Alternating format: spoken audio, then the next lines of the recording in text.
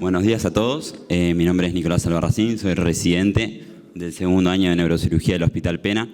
Quiero dar las gracias al comité organizador por invitarme y darme el tiempo, considerando mi corta experiencia. Y el tema que voy a presentar va a ser lesión cerebrovascular cerrada en contexto de trauma raquimedular cervical. Declaro no tener conflicto de interés. Y vamos con el primer caso. Bien, es un paciente masculino de 55 años de edad, sin antecedentes de enfermedad, que ingresan a nuestro hospital por presentar un trauma raquimedular en contexto de vuelco automovilístico y presentaba parestesias en región C5, C6 y una leve cervicalgia. Al examen físico, la verdad es que no tenía datos positivos. Se le realiza la tomografía, donde se observa una subluxación y una fractura a nivel de C5, C6 de foramen transverso. Después le realizamos una resonancia dentro de las 24 horas del trauma, la cual informa una subluxación y además una pérdida de vacío de flujo en la arteria vertebral izquierda, a la misma altura, es decir, C5, C6. Ahí se observa, bien, en el círculo rojo. Como no contamos con, digamos, los materiales para atravesar al paciente, decidimos hacer una tracción cervical, bien, para corregir esta subluxación, a pesar de que el paciente no tenía clínica. A las 72 horas, bien, le realizamos la artrodesis por vía anterior, le colocamos un cage autosustentable y una placa anterior. El paciente tuvo una evaluación postoperatoria ideal, bien, y se instauró un tratamiento antiagregante y se le da el alta a las 72 horas. El segundo caso en cuestión fue hace un año aproximadamente, un paciente masculino de 36 años de edad, sin antecedentes de enfermedad.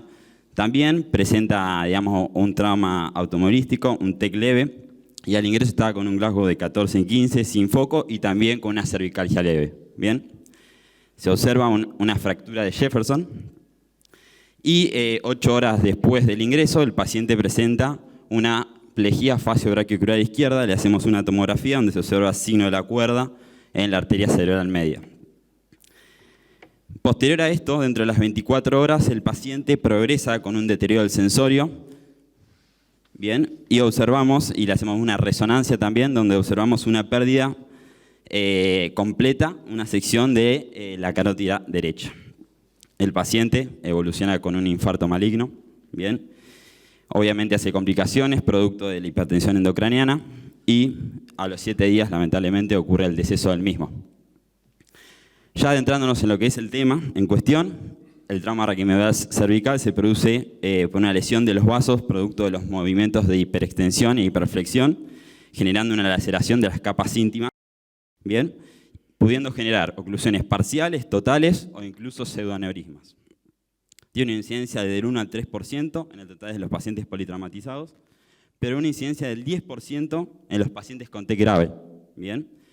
Por lo general se asocia a traumas faciales, trauma raquimedular, fractura de base de cráneo, y no importa, digamos, los factores de riesgo porque puede suceder en pacientes desde que son pediátricos hasta adultos. Esto es muy importante, ¿por qué? Porque tiene una tasa de mortalidad muy alta, incluso un 20 o un 40%, y complicaciones como son los ACV de hasta un 60%, ¿bien? Obviamente el mayor porcentaje de las lesiones vertebrales, como expliqué en el primer caso, son por lesiones altas y no bajas, debido a que no hay protección ligamentaria a esa altura.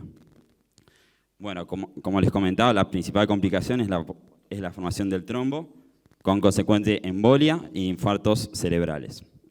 Puede presentarse de forma sintomática en un periodo de ventana de 12 horas a 7 días, ¿bien? O pacientes sintomáticos que van desde síntomas muy escasos como cefalea, cervicalgia, signos focales o incluso, como en el segundo caso, la muerte del paciente. La clasificación, obviamente, es esta, que va del 1 al 5, considerando la oclusión parcial, total, la generación de pseudoaneurismas o sección total de los vasos de cuello. Y esto es muy importante, ¿por qué? Porque tenemos una población muy amplia en la cual se puede presentar este tipo de lesión vascular, tanto en aquellos pacientes sintomáticos como en pacientes que presentan traumas de alta energía. El diagnóstico, fundamentalmente, el gold estándar, como en toda lesión vascular, es la angiografía, pero la realidad es que, digamos, con una angio-TC, que todos creo que tenemos disponible en nuestro hospital, tenemos una alta sensibilidad y una alta especificidad, con una precisión del 99,3%. Hay mucha bibliografía que habla respecto al tema del manejo, tanto médico como quirúrgico. Un minuto, Nico. Sí. Bueno, básicamente el manejo médico con antiagregantes, ¿bien? Y que se debe evaluar a los 7 días. ¿Por qué tratar médicamente? Por esto, por el riesgo de ACV, ¿bien? Tanto en lesiones de carótida como vertebral pueden llegar a un 100%, ¿bien? De riesgo de ACV. Ahí está, bueno, en el caso de los pacientes sintomáticos, tratar de forma, digamos, con terapia trombolítica endovenosa, obviamente siempre teniendo en cuenta el periodo ventana y cumpliendo, digamos, las contraindicaciones, digamos, que tienen que no tener. Y esto es lo que nos atañe a nosotros. Cuando la cirugía de estabilización cervical, la verdad que no hay mucha bibliografía respecto al tema, pero toda la bibliografía indica que, digamos, realizando la cirugía de estabilización cervical, por lo general no vamos a inestabilizar más la lesión vascular y creemos que se tiene que hacer de forma precoz. Entonces, como conclusiones, realización de angio-TC lo antes posible, considerando que es una patología que es subdiagnosticada y que tiene un alto tasa de mortalidad y morbilidad. Una instalación inmediata de terapia antitrombótica y a partir de las controversias presentadas en la literatura, creemos que es muy importante la cirugía de estabilización cervical a partir de los casos presentados. Y ahí estamos. Muchas gracias. La doctora Flavia Clar. Bueno, un paciente joven, 44 años, sin antecedentes, que a mí me llega por dolor lumbar, de un año de evolución, que fue progresivo, con un VAS de 8 en 10, sin déficit neurológico.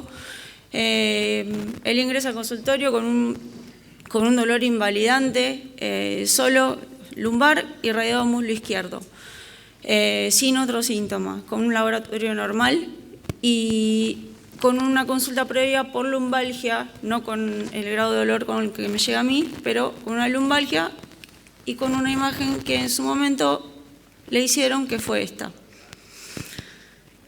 El chico es de Trelew, lo evalúa un médico clínico, desestima esta imagen, le da analgésicos y lo manda a hacer kinesio.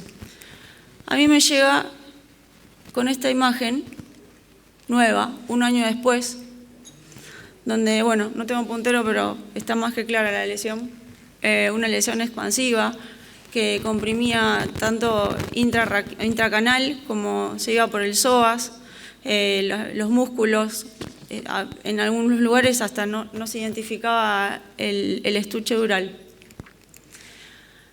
Bueno, ahí se me plantea el tema de, con un laboratorio y una imagen sola, qué hacer con él. Frente a lo que podrían ser todos, una lista de diagnósticos que podemos seguir, pero descartando, lo primero que uno hace ahí es ver algo metastásico. Le hago un screening con una PANTAC, le hago un LABO nuevo, el LABO no fue significativo, incluso PCR y eritro normales. Yo siempre pensé que era un tumor, pero bueno, pensaba que podía ser secundarismo. La PANTAC da limpia completamente y la única lesión era esa. Bueno, más allá de que el señor R estaba con un dolor incapacitante, yo le pedí una biopsia, ¿sí? Una biopsia bajo TAC, y en menos de 10 días me da un resultado no concluyente. Entonces, ¿qué pasó? Bueno, obviamente decidimos operarlo. ¿Por qué? Por el dolor y para evitar el déficit.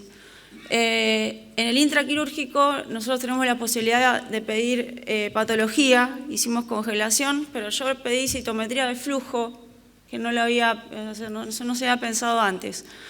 Y antes de terminar la cirugía me dicen que era un linfoma linfoblástico, que tenían que clasificarlo, pero que bueno, entraba dentro de ese grupo tumoral. Se hace una descompresión y lo que se hace básicamente es la exéresis, la liberación del canal y la fijación con una instrumentación que iba de T12, ¿sí? Porque la lesión ocupaba de L2, L3, más allá de todas las partes blandas, hasta L4, todo por vía posterior. Inicia ese mismo día, yo le hago una punción lumbar, donde la citometría de flujo da negativa, donde la PAMO también da negativa, y básicamente se inicia con corticoides, el chico se despierta sin déficit y con un dolor leve. Se hace un PET scan donde no indica lesiones en el resto del sistema. Nos preguntan, bueno, a ver, ¿qué plantearíamos acá? Iniciar el tratamiento oncológico. Listo, se arranca con eso. Básicamente se lo clasifica como, esto normalmente es una leucemia, pero al ser masa única, los oncomatólogos le llaman masa única y por eso le ponen el nombre de linfoma. Se da solo en un 4% de los pacientes oncomatológicos, porque el resto del sistema no tenía nada. Bueno, ¿cómo evoluciona? Evoluciona al 7º día, el chico caminando, empieza a salirle líquido por la herida. Sospecha de fístula, pero era de bajo débito. Ecografía, colección, bueno, yo personalmente cuando me genera duda un líquido seroso envío lo que se llama una muestra para beta trace, que es una proteína que tiene un alto contenido en líquido cefalorraquídeo y no en suero. Como tenía muchos glóbulos rojos, me da inconclusa, o sea, no me da resultados. ¿Sí? Se hacen pancultivos, no tenía infección, envío una nueva muestra porque no me quedo conforme y ahí da el beta trace positivo, es decir, tenía una fístula. Lo abro, le hago una plástica oral, le dejo un drenaje lumbar externo, pero lo que sucedió, bueno, este es el control postquirúrgico donde se ve la instrumentación y en el PET lo que se ve es, no tengo el puntero, pero se ve que yo dejé la lesión que se iba para el psoas porque al ser quimiosensible no tenía, digamos, demasiado... Nos queda un minuto, Flavia. Sí, disculpen. Bueno, múltiples complicaciones clínicas, neutropenia, infecciones, pero nunca una meningitis. ¿Qué pasó? A pesar de tener el drenaje lumbar externo, empezó a perder de nuevo líquido por la herida. Lo abro de nuevo, no me explicaba de dónde salía el líquido, ¿sí? El líquido salía de un sector, la hacer Valsalva, un sector que estaba por debajo de la instrumentación, pero, o sea, en un lugar que no habíamos estado nosotros. Ampliamos la laminectomía y se vio un manguito tumoral epidural que al retirarlo nos dejaba una brecha dural, cosa muy rara, yo nunca lo había visto. Se cierra, se hace una plástica oral y retiro el drenaje lumbar. Le hago una buena plástica a todo y le retiro el drenaje lumbar. Vuelvo a tomar muestras de cultivos, son negativos. Se interpreta luego, después de 74 días de internación y múltiples complicaciones clínicas, él anduvo bien, curó sus infecciones en realidad relacionadas a la neutropenia.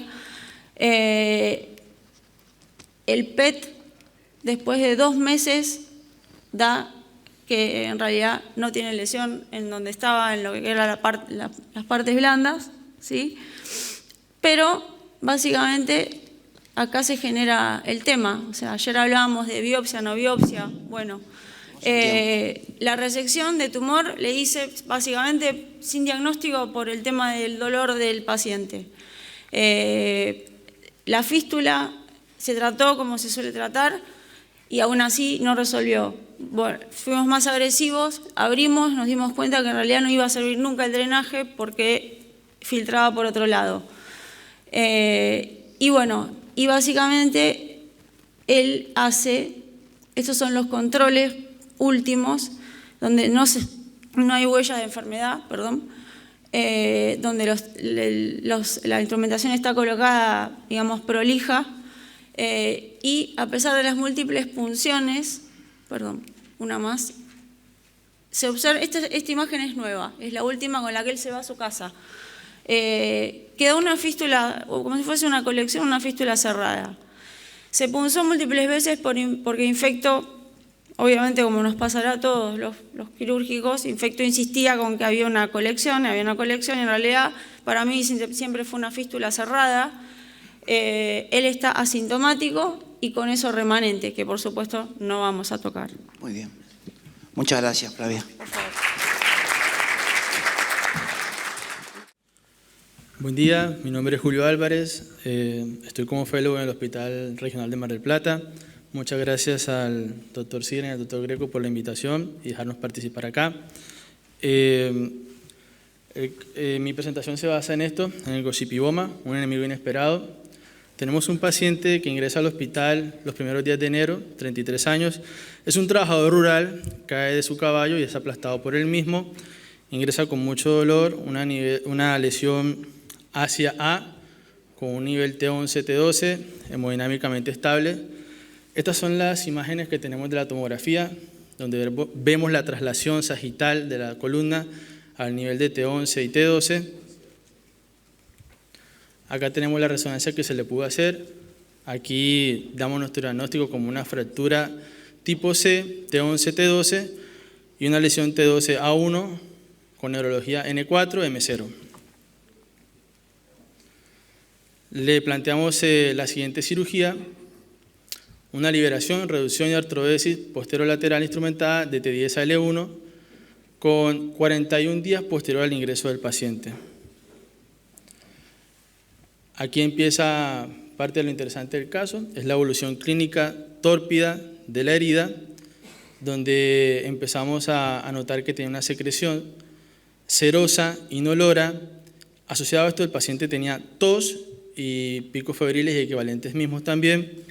Empezamos a hacer ese síndrome de negación de puede ser un seroma, vamos a mirar, pero a la vez también pedimos interconsulta con infectología para hacerle seguimiento a nuestro paciente.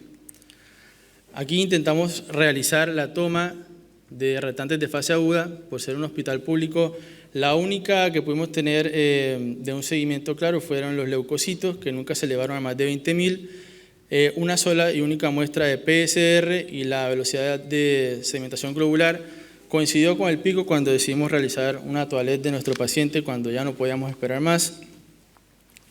Esta es la evolución clínica de la herida, donde vemos una exposición de las últimas espinosas del paciente. Tuvimos también aislamiento de varios gérmenes, los cuales infectología consideró que eran posible contaminación de la muestra. Igualmente pudimos iniciar antibiótico en algún punto. Y en la tomografía que solicitamos, encontramos esta imagen, una imagen con burbujas en su interior, un halo hiperdenso, y decidimos pasar a toilette y retirarla. Y era esto, era una gasa. Era una gasa que se me olvidó porque yo lo operé. Y empecé a tener conciencia de que esto existe, que es el gosipiboma. Gossion de tejidos de algodón y boma de ocultación. Pueden ser agudos, pueden ser crónicos, la mayoría son crónicos y se detectan como la que vimos en la tomografía. La incidencia es muy baja, posiblemente por el miedo a reportarlo o los problemas legales que esto puedan causar, y capaz sea subdiagnosticada también. El 80% son materiales hemostáticos o gasas. Los factores de riesgo son cirugías apresuradas, desorganización, cirugías muy complejas, pacientes con índice de masa corporal alto, personal poco entrenado y, bueno, en este paciente más que todo, bueno, personal que está aprendiendo, como yo. Y, bueno, seguimos.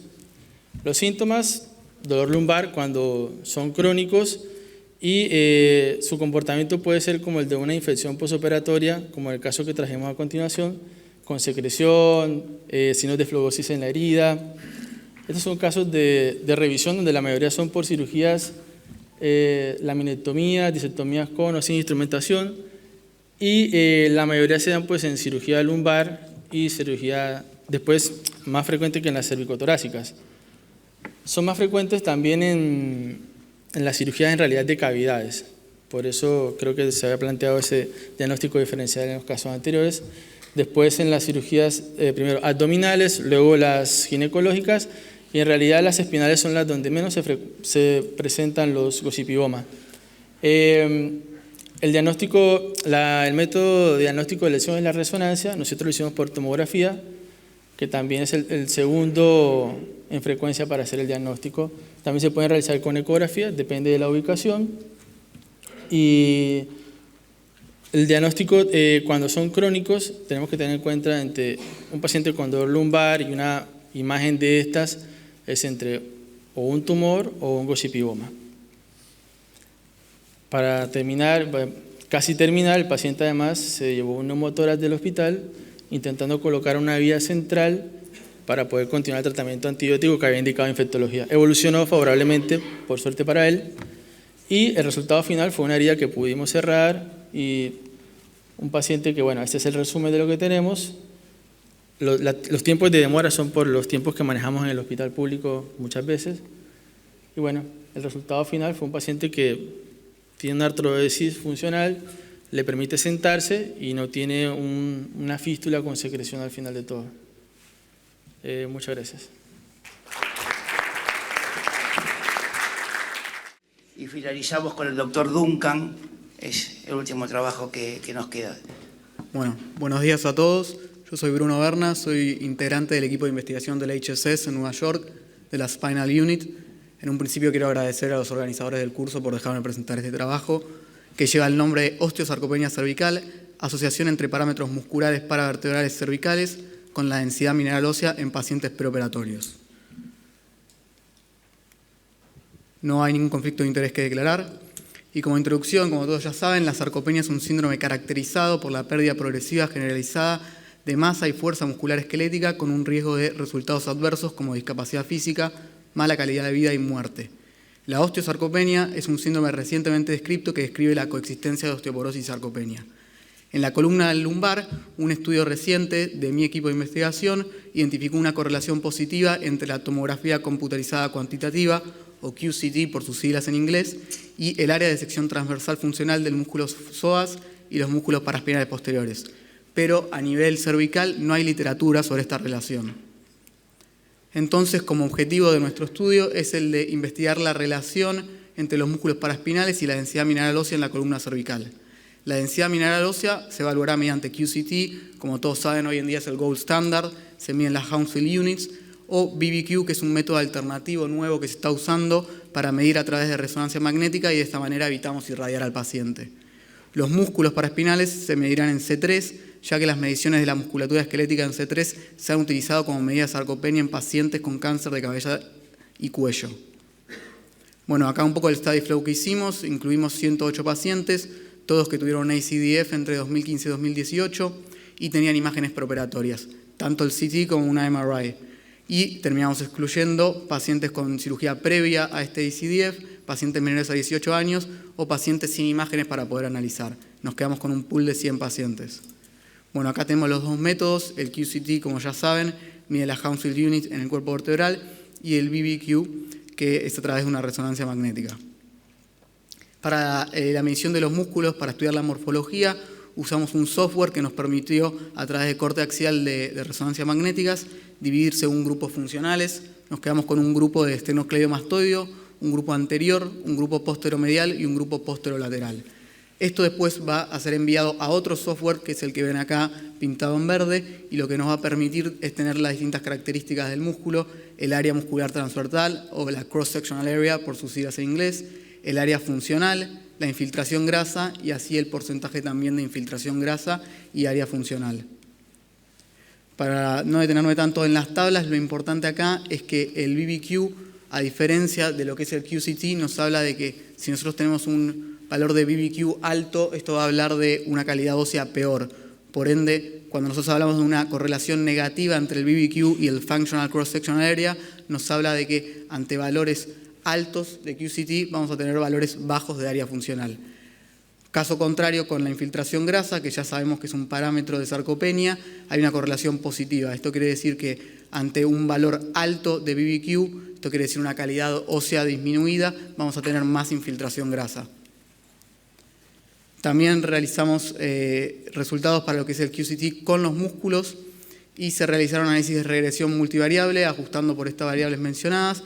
Y acá sí vemos en el QCT a un valor más elevado, nos habla de una mejor calidad ósea y vemos una correlación positiva entre estos valores de QCT y el área funcional a nivel de C3.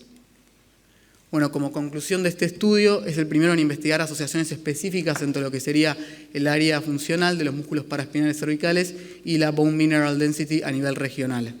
Este estudio proporciona una mayor comprensión sobre la utilidad o la potencial utilidad clínica de estas medidas y los hallazgos demuestran que tanto el QCT como el BBQ están asociados estadísticamente significativos con los parámetros musculares cervicales. Por ende, estas herramientas van a ser útiles y la identificación temprana de pacientes con osteosarcopenia permitiría implementar medidas para mejorar dichos parámetros de manera preoperatoria y realizar medidas para disminuir el riesgo de complicaciones quirúrgicas y mejorar la calidad de vida del paciente. De esta manera vamos a tener una preparación más rigurosa ante pacientes con estos factores de riesgo. Gracias.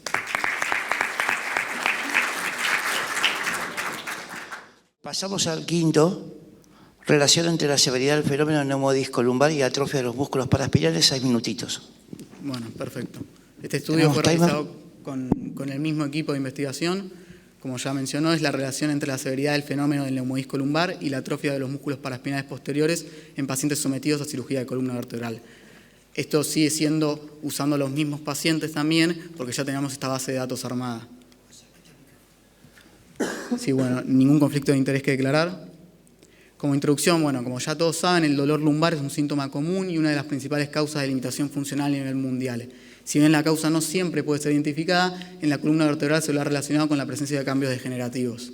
Algunos de los procesos más comúnmente estudiados son lo de la artrosis facetaria, los cambios MODIC, la degeneración a nivel discal. Pero el objetivo de nuestro estudio es esto de estudiar el fenómeno del neumodisco lumbar o el vacuum phenomenon por sus siglas en inglés. Este suele ser poco reportado, pero se lo ha visto íntimamente relacionado con la severidad y la presencia del dolor lumbar. Otro factor que vamos a analizar, como en el estudio previo, es la presencia de sarcopenia, la cual se ha visto relacionada a un aumento de complicaciones y resultados postquirúrgicos negativos. Por ende, nuestros objetivos de este estudio es el de analizar esta asociación entre la atrofia de los músculos paraespinales y la presencia del fenómeno del neumodisco a nivel lumbar, y de esta manera vamos a describir la escala de severidad del neumodisco lumbar, que es un nuevo parámetro para estimar la degeneración lumbar.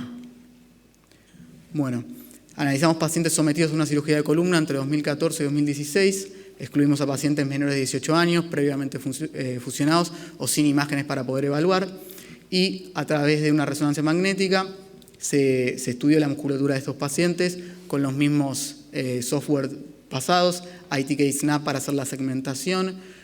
Las mediciones se realizaron en la placa terminal superior de L4 y obtuvimos estos valores, el área seccional transversal funcional, el área de grasa del músculo segmentado, y utilizando una diferencia en lo que son los píxeles, la intensidad. De esta manera tenemos una correlación que sería una fórmula que habla del índice de infiltración grasa, cuánto tenemos nosotros de infiltración grasa en el músculo.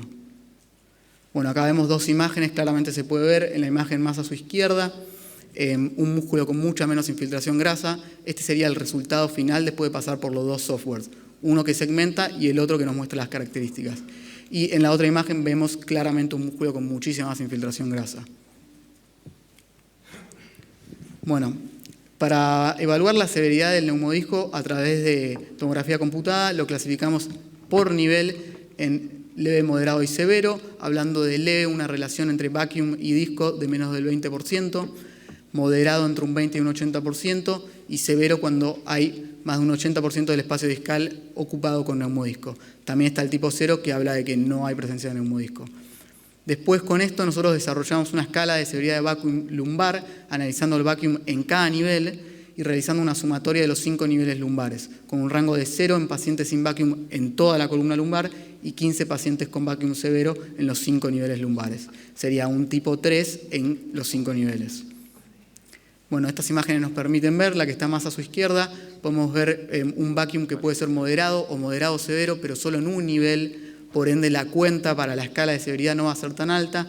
En la segunda imagen vemos un vacuum leve, pero presente en 3 niveles, y en la última un vacuum severo presente en todos los niveles. Bueno, acá tenemos distintas tablas, una nos habla de las características demográficas de base, lo importante es ir a ver el p-value, que vemos una relación entre la edad, un aumento de la edad, nos habla de un aumento en la severidad del vacuum, y también a nivel del multifidus y el erector de la columna vemos una relación estadísticamente significativa. En el psoas no se vio. La otra tabla nos permite ver la distribución y la severidad por nivel y los distintos grados que ya había mencionado previamente. Vemos que a nivel de L5 y S1 es la mayor presencia de grados más severos. Esta es una tabla que nos permite estudiar cada músculo por su cuenta y en cada nivel, y vamos a ver que a nivel del multifidus es el que vimos una relación más significativa en cada nivel, es estadísticamente significativo. El erector de la columna muestra en casi todos los niveles y en el psoas esto no se vio. Acá tenemos un plot chart que lo que nos permite ver es que en el eje X vamos a ver la infiltración grasa tanto del multífidos como el del erector, y en el eje Y vamos a ver la severidad de esta escala que nosotros hicimos. Y se puede ver claramente como ante más infiltración grasa, la severidad del vacuum va a ser más alto. Bueno, como conclusiones entonces, la severidad del vacuum se correlaciona positivamente con la infiltración de grasa muscular paravertebral.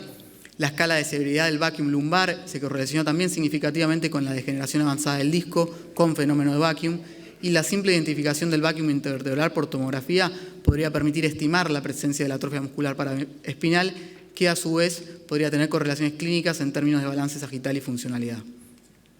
Gracias.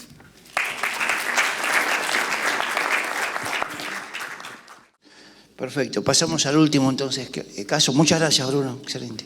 Doctor Carlos Duncan.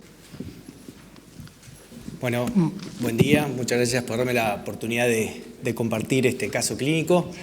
El doctor Brusone me pidió que sea una complicación, que es donde uno más aprende probablemente, paciente que tratamos conjuntamente con los doctores Segal y Marino. Este es un niño de 10 años y 9 meses. La sintomatología es una dorsalgia con irradiación costal de 8/10, resto neurológicamente intacto.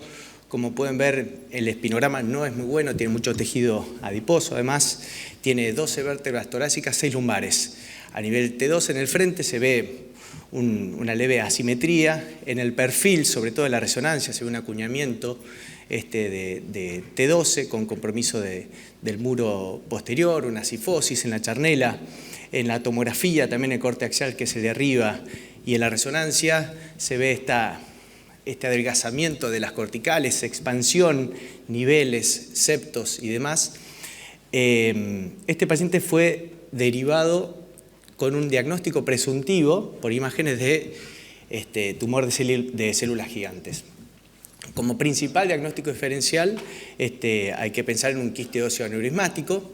Se le hizo entre otros, pero para ser concreto, se le hizo una punción bajo TAC que informó un quiste óseo aneurismático. Como breve reseña de este quiste óseo aneurismático, es una lesión benigna, signo de pregunta, pues expansiva, de comportamiento agresivo, sobre todo pacientes pediátricos, 60% ante la segunda década de vida, sobre todo a nivel tóraco-lumbar. Como los benignos, su localización suele ser posterior, pero muchas veces vemos, como en este caso, que se expande hacia anterior. En la tomografía y en resonancia son esas imágenes características, ¿no? Multiloculada, niveles, septos, adelgazamiento de la cortical. Tratamiento, siempre es recomendable la embolización previa, ideal si se puede la resección marginal. En estos casos donde estamos paciente neurológicamente intacto, es difícil la resección marginal. Como tratamiento neoadyuvante está descrito el denosumab, sobre todo en tratamiento definitivo en tumores irresecables o neoadyuvante, como en este tipo de caso. El denosumab fue aprobado por la FDA en el 2013. Bloquea el comportamiento lítico, sobre todo de tumores de células gigantes, y también se puede aplicar en el quiste óseo aneurismático, produciendo una estabilización del tamaño y regresión del estadio tumoral. Tiene efectos adversos como osteonecrosis mandibular, es importante el control odontológico y la medición del calcio. Y hay que tener en cuenta que este es un tumor con una alta recidiva, 30-60% de acuerdo a la bibliografía. Le hicimos el tratamiento con denosumab, gabapentin, tramadol, durante 3 meses, paciente de Jujuy, entre que se autorizaba la cirugía y demás. Previo a la cirugía le hicimos la embolización preoperatoria, ahí está la identificación además de la Adamkiewicz a nivel de L2 izquierdo, y como tratamiento quirúrgico le hicimos la resección de esos elementos posteriores comprometidos que se veía, voy a volver un segundito atrás, todos los elementos posteriores, y del pedículo L1 derecho, el T2 estaba totalmente acuñado, hicimos una adecuada alineación de la charnela con una instrumentación T10 a L2. El paciente La verdad que evolucionó muy bien. Me mandaba videos nadando, bueno, todos muy contentos, hasta que 3 años después, está la situación actual, tiene una dorsolumbalgia invalidante progresiva, neurológicamente está intacto, pero con mucho dolor, ya prácticamente no podía ni dormir el paciente, tenía que dormir medio semisentado. El equipo de imágenes nos informa un score de compresión espinal epidural grado 3, como pueden ver. En el corte axial, esa imagen hiperintensa es el quiste óseo, ¿sí? Esta recidiva intracanal extradural, y esa imagen hiperintensa, esa gris, es la médula, es la compresión medular. Entonces, y lo que pueden ver también en el corte sagital de la resonancia, también es como es el compromiso de la vértebra lumbar L1, o sea, una recidiva importante del tumor. Bueno, con lo cual en este momento no era un problema de inestabilidad, sino de compresión. Fue nuestra interpretación, lo operamos este año al paciente. Lo que hicimos fue operarlo siempre en el tiempo anterior y con este tiempo con microscopio. Se le hizo un curetaje, una resección todo por vía posterior con relleno injerto de cresta, sobre todo de L1, donde estaba el compromiso, a través de bipedicular y a través de los pedículos al cuerpo. Y también a nivel de T11, tenía arriba a la derecha, tuvimos que resecar también un pedículo. Todo esto nos obligó también a subir un par de niveles por arriba y por abajo para lograr una osteosíntesis estable. Esta es la imagen de la resonancia postoperatoria, hay artefactos, con lo cual no se llega a ver bien la liberación, pero fue muy difícil, tal vez para compartir como mensaje, fue muy difícil con el microscopio y todo, tratar de identificar la diferencia de lo que era el tumor a nivel posterior, ¿no? Del saco dural. Bueno, y es muy importante considerar trabajar en equipo, ¿no? Con la gente de oncología, como alternativa al denosumab, creo que es una alternativa a tener en cuenta y aprender en estos tumores. Y lo operamos hace 4 meses, con una evolución favorable, la verdad que está bien, está sin dolor, pero la interrogante es si se termina acá el caso, no lo sé, otro año tal vez lo traeremos de vuelta. Gracias. Muchas gracias.